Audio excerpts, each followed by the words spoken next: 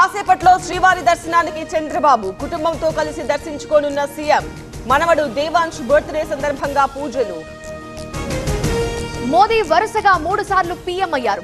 చంద్రబాబు కూడా వరుసగా 3 సార్లు సీఎం అవ్వాలి. ఆయన దగ్గర పనిచేయడానికి సిద్ధమన్న పవన్. దళిత వర్గాలకు న్యాయం కోసమే ఎస్సీ వర్గీకరణ. అట్టడుగు ప్రజలను ఆదుకోవడమే P4 లక్ష్యం. అభివృద్ధి కోసం బిల్ గేట్స్ తో ఒప్పందమన్న ఏపీ సీఎం. కేసీఆర్ అధిక వడ్డీతో రుణాలు తీసుకొచ్చారు. ఇప్పుడు మనల్ని ఎవరూ నమ్మటం లేదు, అప్పు పుట్టడం లేదన్న సీఎం రేవంత్. బీఆర్ఎస్ కు మళ్లీ అధికారం చారిత్రక అవసరం. కేసీఆర్ లేకపోతే తెలంగాణ లేదన్న కేటీఆర్. రేవంత్ రాజకీయ మరుగొంజు అని కామెంట్. ఉద్యోగాలిస్తుంటే వద్దని ధర్నాలు చేశారు. నిర్బంధిస్తే నిరసనలు ఉండవన్న రేవంత్. మిస్ వరల్డ్ పోటీలతో టూరిజానికి బూస్ట్ అన్న సీఎం. ఇక నుంచి ప్రజాక్షేత్రంలోనే కేటీఆర్. సార్ ఇదిగోండి నా రెసిగ్నేషన్. రెసిగ్నేషన్ ఎందుకు? నేనే జాబ్స్ ని క్రియేట్ చేసి బాస్ అవ్వాలనుకుంటున్నాను. ఎలా? బాస్ వాలా. బాస్ వాలా, be the boss. Cadre first నినాదంతో కార్యకర్తల దగ్గరకు. సర్కార్ వైఫల్యాలను ఎండగడతామన్న నేత. తుర్కయాంజల్లో హైడ్రా ఆపరేషన్. మాసబ్ చెరువులో ఆక్రమణలు తొలగింపు. చెరువును కాపాడాలని అసెంబ్లీలో కోరిన మల్రెడ్డి. హైదరాబాద్ అంబర్పేటలో కారు బీభత్సం. బైక్స్ ను ఢీకొడుతూ టైలర్ షాప్ లోకి దూసుకువెళ్లిన వాహనం. ప్రమాదంలో 5గురికి గాయాలు.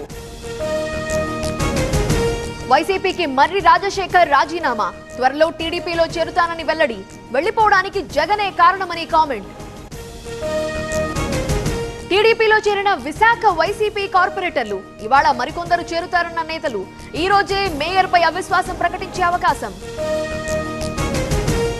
చార్మినార్ దగ్గర కూలిన హోటల్ స్లాబ్. 6గురు మహిళలతో పాటు 9 మందికి గాయాలు.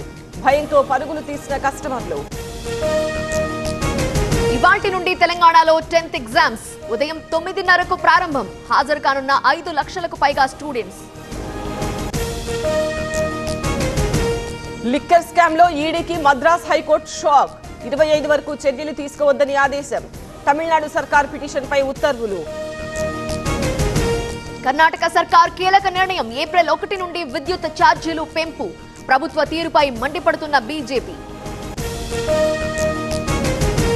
కర్ణాటక రాజకీయాల్లో హనీ ట్రాప్ ప్రకంపనలు. అసెంబ్లీలో లబోదిబోమంటున్న మంత్రులు.